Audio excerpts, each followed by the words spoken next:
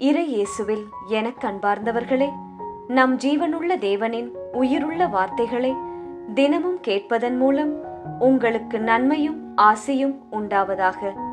இன்றைக்கு நம் உள்ளத்தில் ஆண்டவர் பேச விரும்புகிற திருவசனம் மத்தேயு 11ஆம் அதிகாரம் 28ஆம் திருவசனம். பெருஞ்சுமை சுமந்து சோர்ந்து இருப்பவர்களே, எல்லோரும் என்னிடம் வாருங்கள், நான் உங்களுக்கு இளைப்பாறுதல் தருவேன். இறை இயேசுவில் எனதருமை நண்பர்களே, உங்கள் அனைவருக்கும் நம் இயேசுவின் அன்பை உரித்தாக்குகின்றேன். இன்று போர்ச்சுகல் நாட்டு புனித எலிசபெத் அவர்களை நினைவு கூறுகின்றோம். அவரிடம் நமக்காக இறை இயேசுவிடம் பரிந்து பேசி அவரின் மேலான இரக்கத்தை பெற்று தரும்படி ஜெபித்துக் கொள்வோம். இன்றைய திருப்பாடல் பல்லவி கூறுகிறது, ஆண்டவருக்கு நன்றி செலுத்துங்கள், ஏனென்றால் அவர் நல்லவர், என்றுமே உலகம் முடியும் வரை. அதன் பின்னரும் இயேசுவின் அன்பு உங்களை என்றுமே விட்டு பிரியாது. நண்பர்களே, இது நாள் வரை பல வலிமைமிகு செயல்களை உங்கள் வாழ்க்கையில் இயேசு செய்திருக்கிறார் தானே? சிந்தித்து பாருங்கள். இனியும் செய்வார், அது உறுதி. எனவே மனதில் தயக்கமோ எண்ணத்தில் உடலில் சோர்வு நிலையோ உங்களுக்கு அவசியமே இல்லை. நீதியோடு வாழ்பவர்கள் பேறு பெற்றவர்களாம். நீங்கள் மனசாட்சிக்கு துரோகம் செய்யாமல், நான் கஷ்டப்பட்டாலும் பரவாயில்லை, என்னால் பிறருக்கு எந்த கஷ்டமும் வரக்கூடாது என்றுதானே எவ்வளவோ அட்ஜஸ்ட் பண்ணி விட்டு கொடுத்து வாழ்கிறீர்கள். அதை யாரும் அங்கீகரிக்கவில்லையே. குடும்பத்திற்கும் வீட்டிற்கும் இவ்வளவு செய்கிறேன், அதனால் என்ன பிரதிபலன் என்றுதானே யோசிக்கிறீர்கள், ஏங்குகிறீர்கள். ஆண்டவர் இயேசு உங்கள் மீது இரக்கம் காட்டுவார். பிறர் பார்க்காவிட்டால் என்ன? அவர் உங்களை நினைவு கூறுவார், துணை செய்வார், விடுவிப்பார். தன் தேர்ந்தெடுக்கப்பட்ட பிள்ளைகளின் நல்வாழ்வை பிறர் கண்கள் காணும்படி நிச்சயம் செய்வார். இன்றைய நற்செய்தி என்ன அழைப்பு கொடுத்தது? பெரும் சுமை சுமந்து சோர்ந்திருப்போரே, எல்லோரும் என்னிடம் வாருங்கள், நான் இளைப்பாறுதல் தருவேன் என்று கூறுகிறது. என் மகனே, என் மகளே, மனதில் கவலையா? என்னிடம் வா, நான் இங்கேதான், உன் அருகில்தான் இருக்கிறேன்.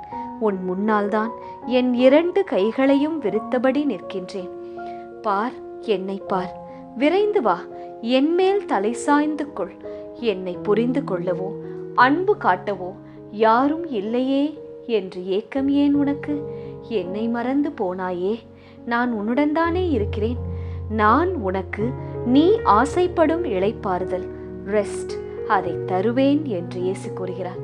இன்றைய நற்செய்தி வாசகம் மற்றும் ஒன்றை நமக்கு கூறுகிறது. நண்பர்களே, இயேசு எப்போதுமே பலியை, அதாவது காணிக்கையை, பொருளை எதிர்பார்ப்பதே அல்ல, இரக்கத்தையே விரும்புகிறாராம் இயேசு. வரி தண்டுபவர் பாவிகள் இவர்களோடு பந்தியில் அமர்ந்து உண்டார். அவர்கள் மேல் இரக்கம் காட்டினார். இதை பார்த்த சீடர்கள், நீர் ஏன் இப்படி செய்கிறீர் என கேட்டபோது இயேசு கூறிய பதில்தான், பலியை அல்ல, இரக்கமுள்ள இதயத்தையே விரும்புகின்றேன் என்றார். நேர்மையாளரை அல்ல, பாவிகளையே அழைக்க வந்தேன் என்கிறார். அது மட்டுமல்ல நண்பர்களே, என்னிடம் இருந்த இந்த குணத்தை நீங்களும் கற்றுக்கொள்ளுங்கள், அதன்படியே வாழுங்கள் என்றும் சொல்லிக் கொடுக்கிறார், நமக்கு அழைப்பு விடுக்கிறார் என்று. ஆம், நம்மிடம் பிறர் பாசமாய் இருக்க வேண்டும். கேட்பதற்கு முன்னே நமக்கு பிடித்ததை நம் மனதை புரிந்து கொண்டு வாங்கி தர வேண்டும். உடல் நலமில்லை என்றால் ஒரு குழந்தையைப் போல நம்மை பார்த்து கொள்ள வேண்டும். நாம் போடுகிற உழைப்புக்கு ஏற்ற சம்பளம், பதவி உயர்வு இவற்றை நமக்கு கொடுக்க வேண்டும். உறவினர்கள் மதிக்க வேண்டும். நண்பர்கள் மத்தியில் மரியாதையோடு நடத்தப்பட வேண்டும் என்று எதையெல்லாம் நீங்கள் ஆசைப்படுகிறீர்களோ, எவையெல்லாம் எனக்கு நடந்தால் சந்தோஷம் என்று நினைக்கிறீர்களோ, அதையே நீங்களும் பிறருக்கு செய்யுங்கள். பிறகு பாருங்கள், உங்கள் வாழ்க்கை ரொம்ப நன்றாக இருக்கும். ஜெபிக்கலாமா? இயேசுவே, எங்கள் தகப்பனே, பெரும் சுமை சுமந்து சோர்ந்து இருப்பவர்களே, எல்லோரும் என்னிடம் வாருங்கள், நான் உங்களுக்கு இளைப்பாறுதல் தருவேன் என்று இன்றைய நற்செய்தியின் மூலம் எங்களுக்கு அழைப்பு விடுத்தீரே.